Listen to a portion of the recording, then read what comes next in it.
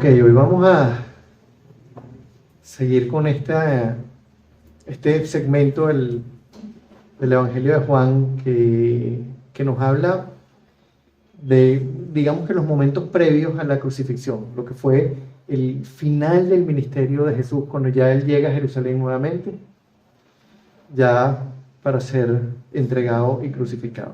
Y hace ya creo que fueron 3 semanas más o menos que comenzamos con este episodio, 3 o 4 semanas, de lo que algunos conocen o algunos mencionan como el aposento alto, que era básicamente ese tiempo de la última cena en la que Jesús compartió con sus discípulos las últimas enseñanzas justo antes de la cruz. O sea, el último momento antes de que Jesús fuera entregado. Comenzamos viendo el primer pasaje de este último segmento, cómo Jesús lavó los pies a sus discípulos y les dio aquel ejemplo tremendo de humildad y ese ejemplo de servicio, ese ejemplo de entrega, pero que iba mucho más allá de un mero acto físico en el que Él les estaba lavando los pies. Él estaba haciendo referencia indirecta a la cruz, a lo que Él iba a hacer y a cómo ese lavado era algo mucho más profundo que una cosa externa. Era un tema muchísimo más profundo y más importante. Y cuando les dice que sigan su ejemplo, les está pidiendo algo mucho más grande que sencillamente un acto de humillarnos para servir al otro, para producirle algún bienestar físico. Nos está pidiendo humillarnos para que la relación del otro con el Señor crezca y se fortalezca. Es un acto en el que nosotros nos ofrecemos como instrumentos para que el otro sea limpiado. Y eso es tremendo. Luego vimos, justo después de ese pasaje, cómo Jesús anunció la traición de Judas. Que uno dice, wow, qué tremendo. Ese Judas, ¿cómo es posible que entregó al Señor? Y básicamente lo que veíamos es que ese pasaje nos confronta a nosotros con nuestra propia responsabilidad delante de la cruz, porque fueron nuestros pecados los que azotaron la espalda de Jesús, fueron nuestros pecados los que clavaron las espinas en su cabeza, fueron nuestros pecados los que le dieron los martillazos a los clavos que atravesaron sus manos y sus pies. Judas fue un instrumento para que él llegara a la cruz, pero él llegó a la cruz por nuestros pecados. Y de alguna manera uno recuerda, wow, Señor, yo no soy diferente de Judas. La única diferencia es que a ti te plació salvarme. La única diferencia es que a ti te plació abrir mis ojos para que yo viera y entendiera. Y eso nos llama a reflexionar. Hoy, ya con todo esto en mente, vamos a ver la que yo diría es una de las lecciones más importantes que el Señor le dio a sus discípulos durante esa última cena. Le dio muchas enseñanzas cruciales, pero hubo una en particular que está incluida en el pasaje de hoy, que es central en la vida de la iglesia y que básicamente nos habla de cuál es la marca distintiva de la iglesia. ¿Qué es lo que identifica a un verdadero discípulo, a un verdadero miembro de la iglesia?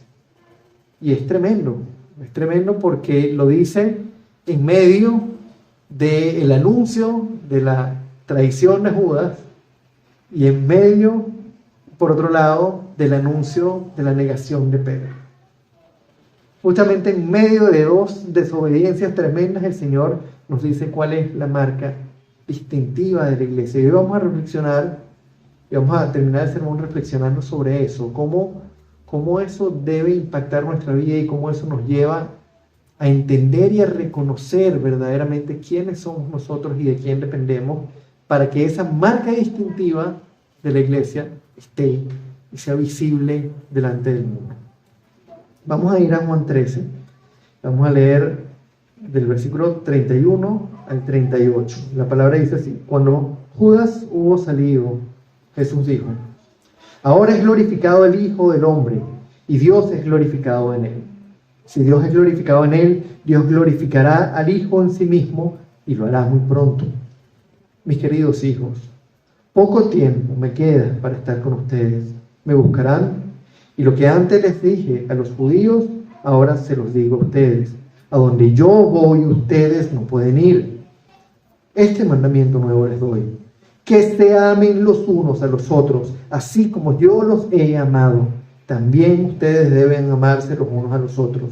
De este modo, todos sabrán que son mis discípulos, si se aman los unos a los otros.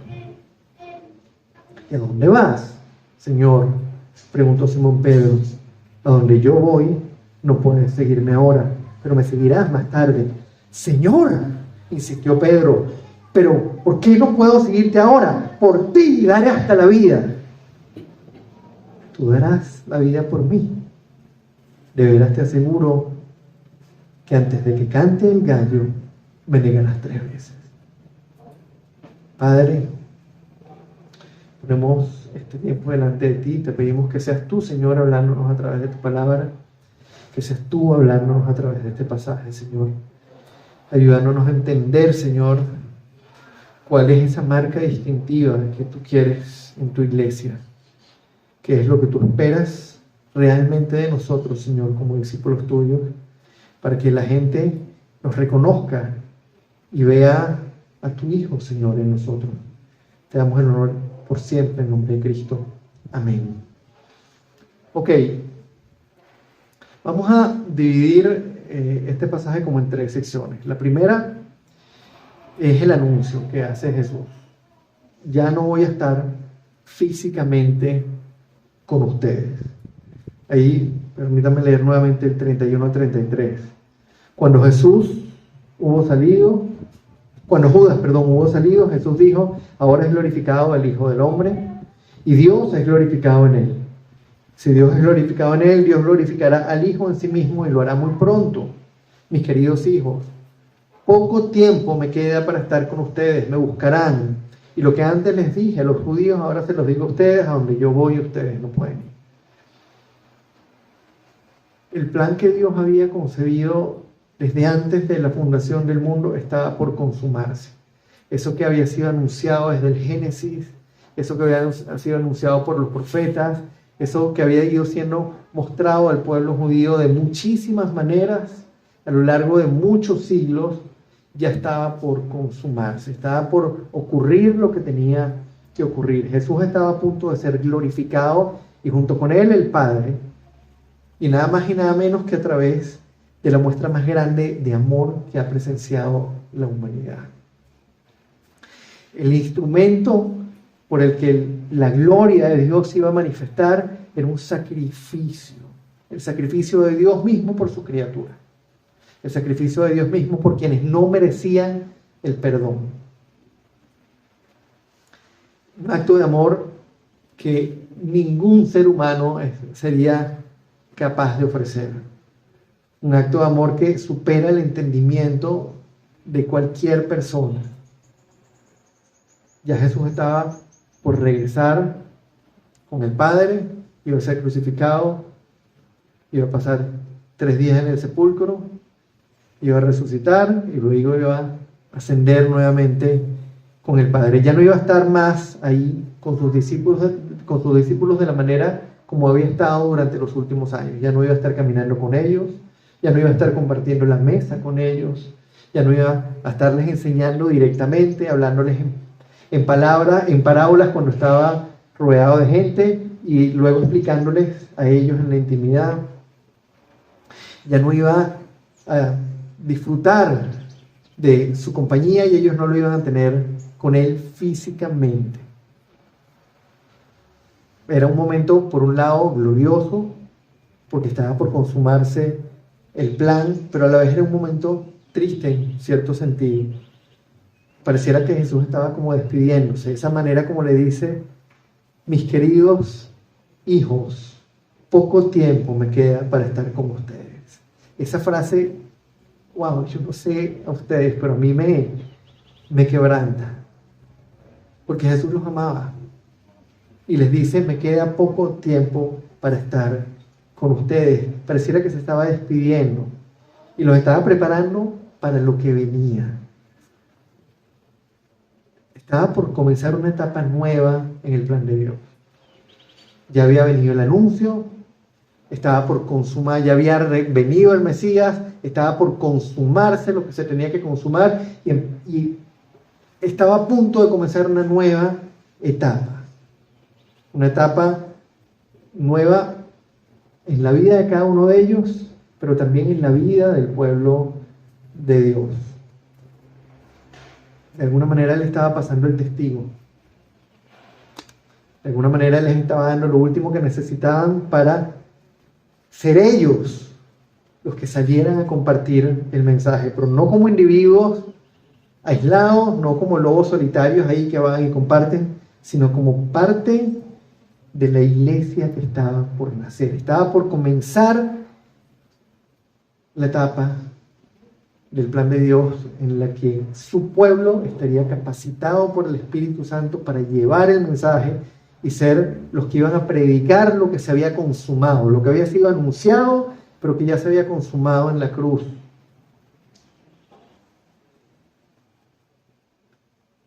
Y pensando en esto que sus discípulos tendrían que hacer, en el rol que ellos iban a tener, porque como discípulos suyos, ellos iban a ser enviados a predicar el Evangelio, a compartir las buenas nuevas, pensando en cuál era el rol que la iglesia iba a tener y el papel que la iglesia tiene en su plan de redención, Él les dejó un nuevo mandamiento. Versículos 34 al 36. Este mandamiento nuevo les doy, que se amen los unos a los otros. Así como yo los he amado, también ustedes deben amarse los unos a los otros. De este modo, todos sabrán que son mis discípulos, si se aman los unos a los otros. Él empieza diciendo, este mandamiento nuevo les doy, que se amen los unos a los otros. Y uno podría preguntarse, bueno, ¿pero qué tiene eso de nuevo? Si ya no nos había dicho que la ley se resume en dos grandes mandamientos: amarás a Dios con todo tu corazón, con toda tu mente, con toda tu alma, y al prójimo como a ti mismo. Pero ahorita no les dice amarás al prójimo como a ti mismo. Un nuevo mandamiento les doy, que se amen los unos a los otros. Y uno realmente tendería a pensar, y uno tendería a complementar la frase diciendo, como nosotros mismos. Ámense los unos a los otros como se aman ustedes mismos. Pero Jesús les dice, así como yo los he amado, también deben amarse los unos a los otros. Así como yo los he amado, también ustedes deben amarse los unos a los otros. Wow. Él cambia como a ustedes mismos, con nada más y nada menos la frase, como yo los he amado. Para decirlo de la manera más clara y más sencilla posible, Él se humilló, Él se rebajó, Él se sometió a sí mismo al sufrimiento más terrible por amor a nosotros. Y ahora nos dice que nos amemos los unos a los otros de esa manera. Fue un amor que no estaba sencillamente orientado a producir un beneficio o un bienestar en el otro. Fue un amor que estaba orientado a que esa persona se reconciliara con Dios.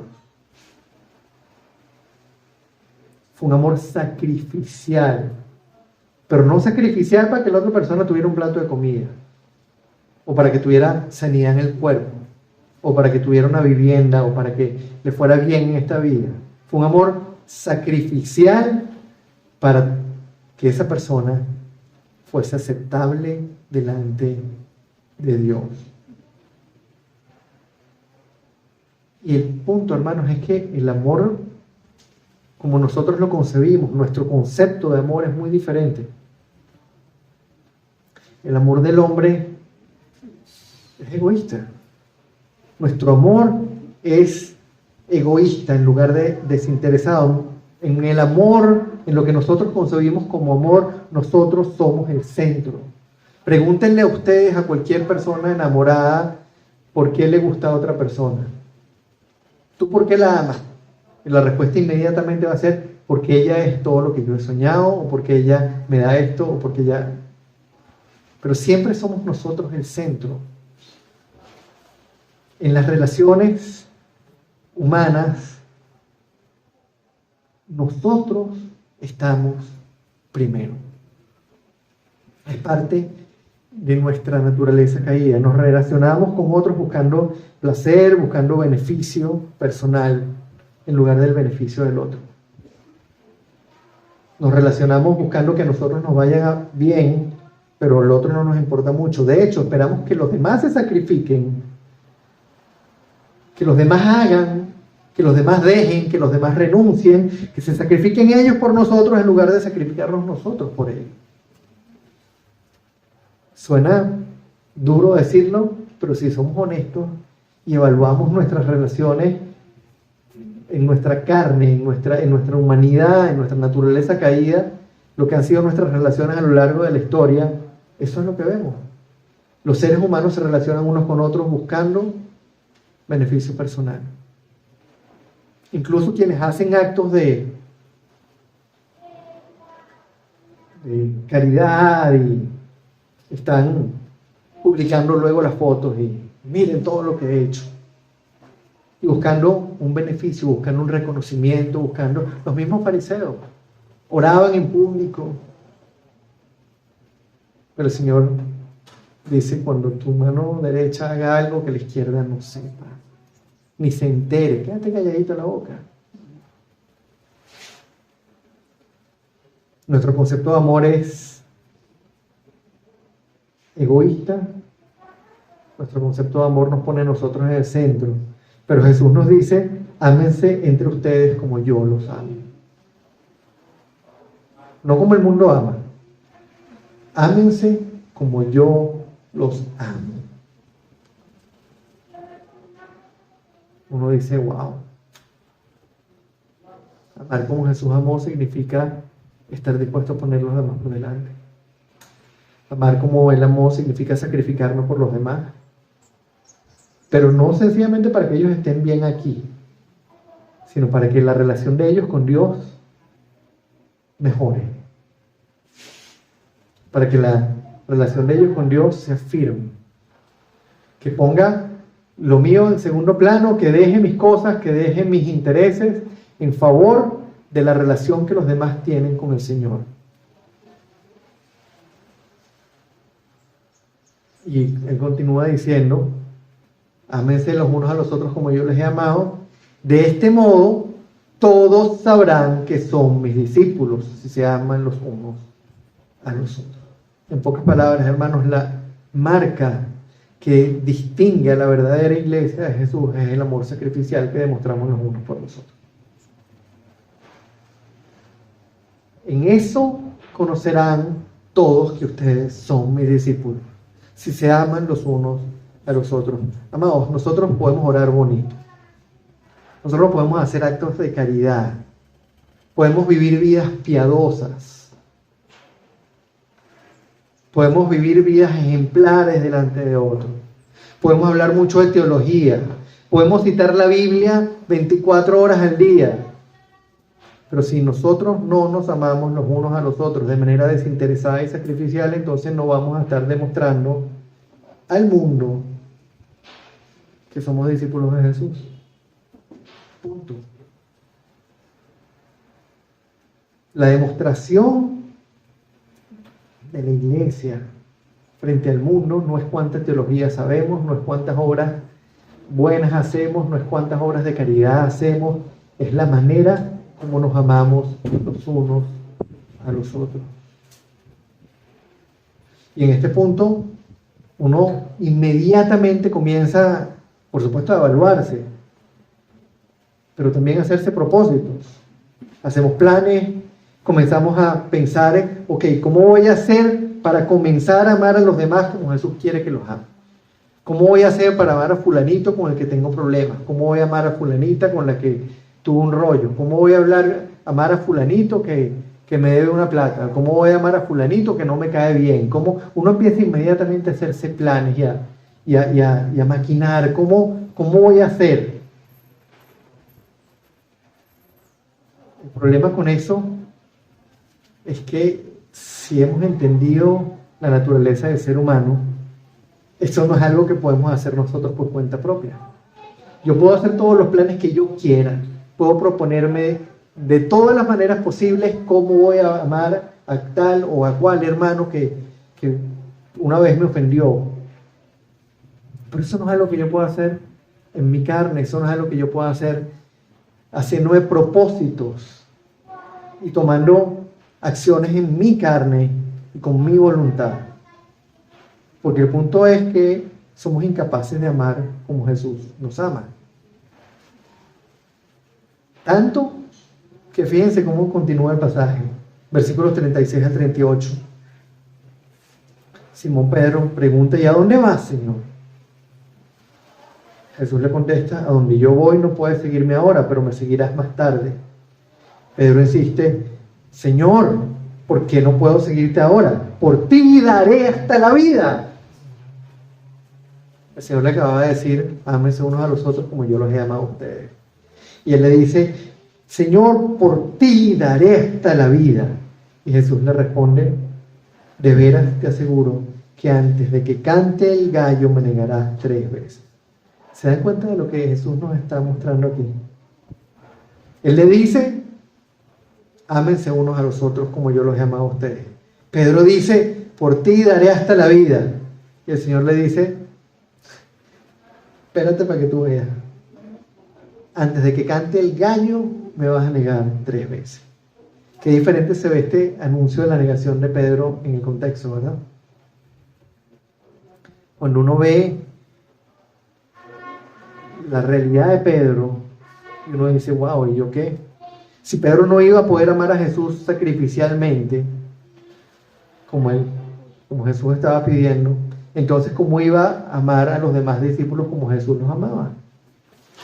Si él no estaba dispuesto, si él no iba a estar dispuesto a dar la vida por su Señor, ¿cómo iba a amar a sus hermanos en Cristo como se supone que los debía amar? Si lo llevamos a nosotros, si nosotros en nuestra fuerza no somos capaces de amar a Jesús sacrificialmente, entonces ¿cómo seremos capaces de amar a nuestros hermanos como Jesús los ama? Y aquí pareciera haber una contradicción. Uno diría: pero es que el Señor nos está pidiendo algo imposible. Sí, algo imposible en nuestra carne. De hecho, la vida cristiana en general es imposible en nuestra carne.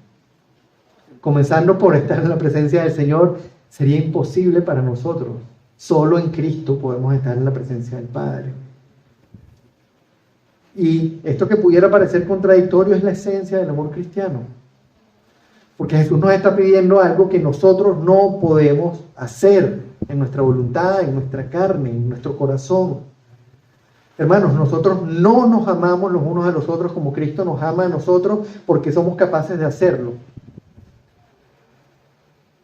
No es que lo vamos a hacer porque tenemos una voluntad fuerte y tenemos un corazón grande y bondadoso que va a amar a los demás como Cristo me ama a mí y yo me voy a sacrificar por los demás porque yo soy tremendo tipo y soy un hombre lleno de amor.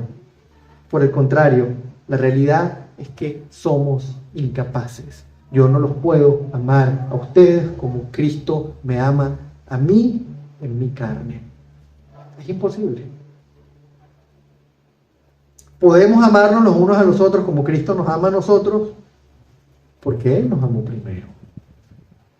Y porque habiéndonos rescatado de ese lugar oscuro, envió al Espíritu Santo a morar en nosotros. Porque no solo nos rescató, sino nos dio lo que nosotros no teníamos, nos capacitó para hacer lo que teníamos que hacer. ¿Jesús sabía que Pedro lo iba a negar 3 veces? Sí. Claro que sí, y aún así lo escogió porque lo amó desde antes de la fundación del mundo.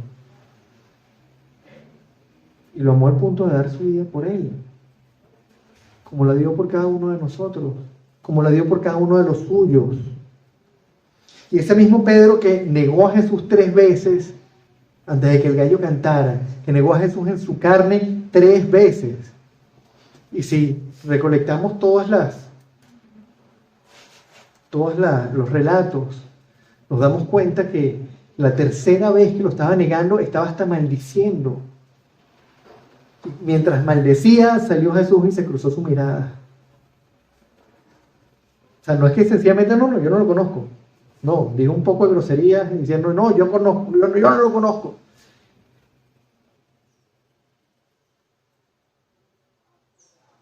Jesús sabía que Pedro lo iba a traicionar. Pero lo iba a negar, pero ese mismo Pedro que negó 3 veces a Jesús en su carne, luego de recibir el Espíritu Santo, no sé si recuerdan lo que pasó cuando comenzó la persecución. Recibió los latigazos con gusto, porque fue considerado digno de sufrir por causa del nombre de Cristo. Ese Pedro que no estuvo dispuesto a sufrir en su carne, una vez que fue hecho una nueva criatura, que recibió el Espíritu Santo y que entendió la magnitud del amor de Cristo, que lo llevó a hacerse hombre y a morir por él, estuvo perfectamente dispuesto a sufrir por él.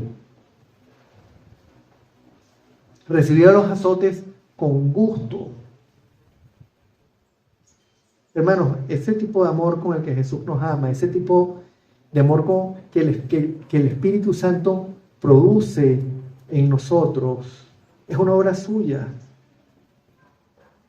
Es el Espíritu Santo el que produce ese amor para que nosotros podamos amarnos los unos a los otros sacrificialmente, siguiendo el ejemplo de Jesús. Si uno ve la realidad, el fruto completo del Espíritu Santo es el carácter de Cristo. Amor, gozo, paz, paciencia, fe, amor, gozo, paz, paciencia, benignidad, bondad, fe, mansedumbre, dominio propio, es el carácter de Jesús. Es una fotografía del carácter de Cristo. Ese amor es el producto de la obra del Espíritu Santo en nosotros. Ese amor es algo que no fluye de nosotros de una manera natural. No es que mi corazón es bondadoso y amoroso y fluye en amor hacia mis hermanos. No, mi corazón es egoísta. Y el único amor que fluye naturalmente de mi corazón, el único amor desinteresado que fluye de mi corazón es hacia mí mismo. Y si queremos que ese amor brote naturalmente de nosotros, hay una sola cosa que nosotros podemos hacer, y es permanecer en Jesús. Permanecer conscientes cada segundo de la dimensión de su amor, recordando la cruz en cada momento, recordando la santidad de Dios, recordando nuestro pecado, recordando nuestra indignidad delante de Él y recordando que Él se entregó, recordando la magnitud, lo ancho, lo profundo, todo, como dice él en Efesios, recordando la magnitud de ese amor.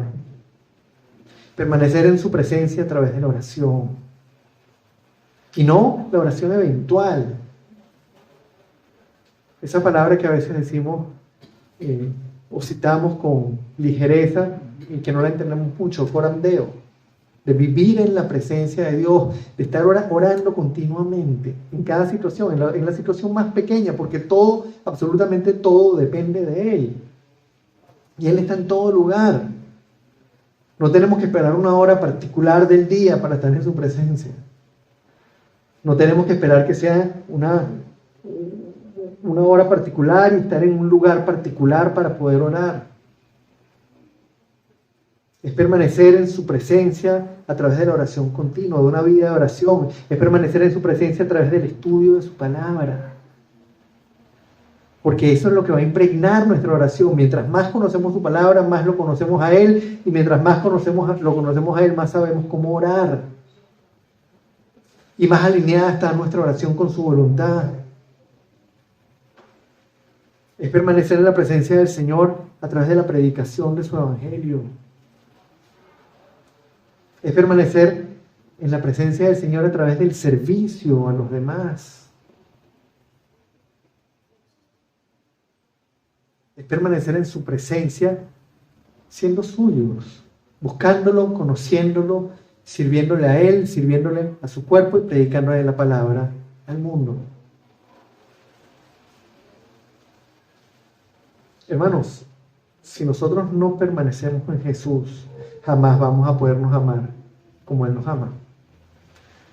Y si no nos amamos como Él nos ama, nunca podremos dar al mundo un verdadero testimonio, un testimonio real de lo que Él hizo por nosotros en la cruz. Porque ¿cómo le hablo yo a la gente de lo que significa ser un cristiano? Si estoy poniéndome yo por delante de todos. Si todo el tiempo lo que busco es mi propio beneficio. Y si yo no estoy dispuesto a amar a los demás como Cristo mismo me amó a mí, aunque yo no lo merecía. El amor sacrificial es la marca distintiva de la verdadera iglesia. Y si queremos que los demás vean a Jesús en nosotros, entonces tenemos que vivir sumergidos en Él. Amar a los demás como Él nos ama no va a surgir naturalmente de mi corazón, no va a surgir de propósitos que yo me hago, no va a surgir de planes que yo me pueda hacer para, con este hermano voy a hacer esto y con este hermano voy a hacer esto. No, esto tiene que fluir naturalmente. Y para que fluya naturalmente tiene que ser el producto de la obra de Dios en cada uno de nosotros, el fruto de la obra de Dios, el fruto del Espíritu Santo. Si queremos que ese fruto crezca, ¿con qué lo vamos a regar? Con las cosas del mundo, con la palabra de Dios y con la presencia de Dios. ¿Dónde va a crecer ese fruto?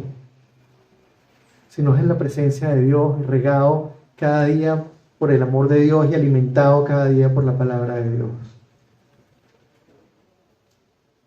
Y el problema, hermanos, es que si somos honestos, esa no es la realidad que hoy en día vemos en la mayoría de las iglesias. Yo no sé cómo sería la iglesia de hace 50 años porque no la vivimos. Cómo sería la iglesia de hace 200 años o cómo sería la iglesia de hace 500 años o de hace 1500 años. Pero sí sabemos cómo es la iglesia de hoy y la iglesia de hoy no se parece a esto. El cristiano del siglo XXI vive centrado ¿en quién? En sí mismo. Vive pendiente de las bendiciones que Dios va a darle. Vive decretando que Dios le va a hacer esto o va a hacer aquello. Vive pendiente de la prosperidad. Vive pendiente del éxito. Vive pendiente del bienestar corporal. Vive pendiente de las cosas de este mundo. Y de que Dios lo bendiga en este mundo. Y la pregunta que nosotros nos tenemos que hacer delante de un pasaje como este es ¿qué tipo de cristianos queremos ser nosotros? Queremos que cuando la gente nos vea nos identifiquen como discípulos de Jesús porque nos amamos los unos a los otros como Él nos ama, porque estamos dispuestos a sacrificarnos los unos por los otros, porque estamos dispuestos a poner de lado nuestro bienestar, nuestras prioridades para que otros conozcan a Cristo, porque estamos dispuestos a apoyarnos, a cargar las cargas, los unos las cargas de los otros, porque estamos dispuestos no solo a perdonar, sino a sufrir para poder perdonar al otro. Porque estamos dispuestos a perdonarnos 70 veces 7. Porque estamos dispuestos a orar los unos por los otros, a tendernos una mano hasta en la necesidad física los unos a los otros, a levantarnos los unos a los otros y a hacer lo que Cristo hizo por nosotros. Para que la gente vea que somos sus discípulos.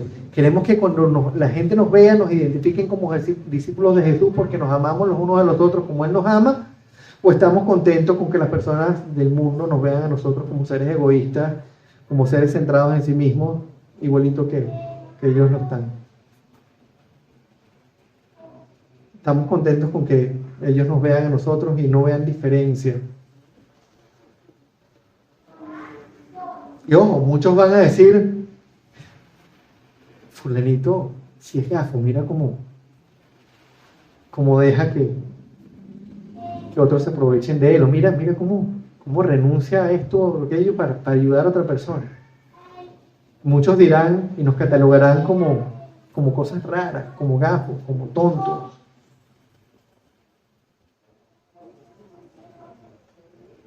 Pero la verdad es que la única manera que el mundo vea a Cristo en nosotros, les guste o no, es actuando como Cristo actuó, es amándonos como Cristo nos ama a nosotros. Esa es la marca distintiva de la iglesia.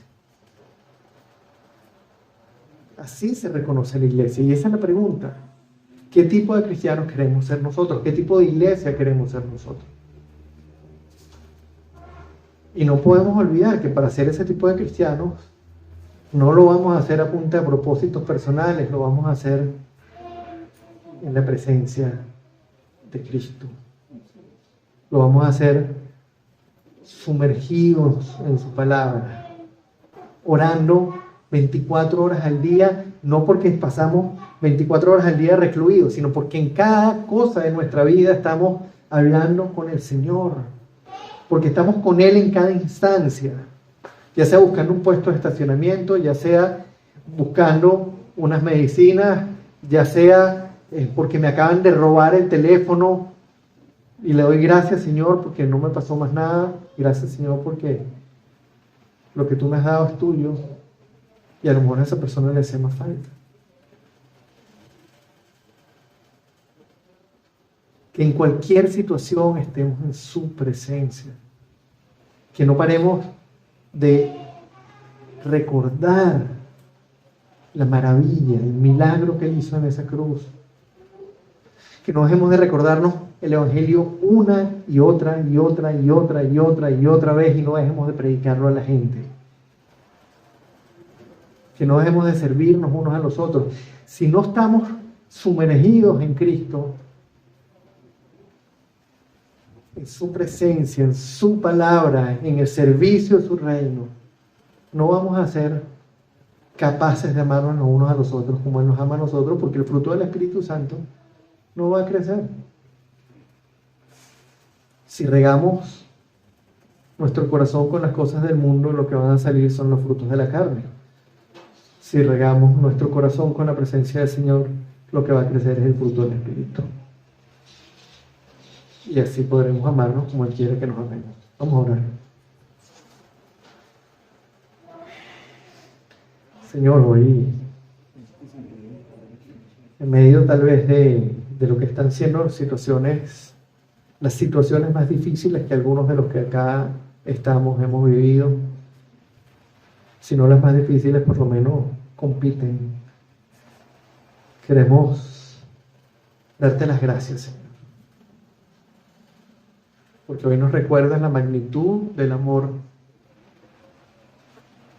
que te llevó a entregarte, Señor, por nosotros en esa cruz. Hoy recordamos la magnitud del milagro, Señor, que ocurrió aquel día cuando tú te entregaste por nosotros, Señor. Ese milagro por el cual nosotros hoy podemos estar aquí, siendo quienes somos y habiendo nacido muertos en el pecado, habiendo vivido toda nuestra vida en la oscuridad, Señor. Tú nos rescataste, nos llevaste a tu presencia. Estábamos muertos y tú nos diste vida. Señor, que nuestra respuesta a este milagro sea ese deseo incontenible, Señor, de estar delante de ti, de disfrutar de tu presencia cada segundo, Señor, de nutrirnos cada segundo de tu palabra, de recordar cada momento, Señor, el milagro que tú hiciste en esa cruz, de compartir el mensaje, Señor, con las personas que están allá afuera, a tiempo y fuera de tiempo. Que estemos cada día dispuestos, Señor, a servir a los demás y a considerarlos a ellos como superiores, para que el fruto de tu Espíritu, Señor, crezca en nosotros y podamos amarnos como tú quieres que nos amemos, y así la gente vea en nosotros una imagen tuya, Señor. Y así la gente reconozca que nosotros somos tus discípulos. Gracias por este texto, Señor. Gracias por recordarnos cuán incapaces somos de cumplir este nuevo mandamiento que tú nos has dado, de amarnos los unos a los otros como tú nos amas. Nuestra incapacidad de cumplirlo en nuestra carne, en nuestra voluntad. y cuánto dependemos, Señor, de estar sumergidos en ti, de estar en ti, para que tú seas quien haga fluir ese amor a través de nosotros, Señor, hacia nuestros hermanos. Para que tu presencia sea visible delante de los demás. Gracias, Padre, por este regalo tan grande que nos das de ser instrumentos tuyos. Gracias por esta oportunidad, este privilegio que nos das de ser tus mensajeros, Señor. Y de ser aquellos a través de los cuales tú muestres tu amor, Señor, a las personas que nos rodean. Te damos el honor, te damos la gloria y ponemos nuestras vidas, Señor, en tus manos, en el nombre hermoso y poderoso de nuestro Señor Jesucristo. Amén y amén.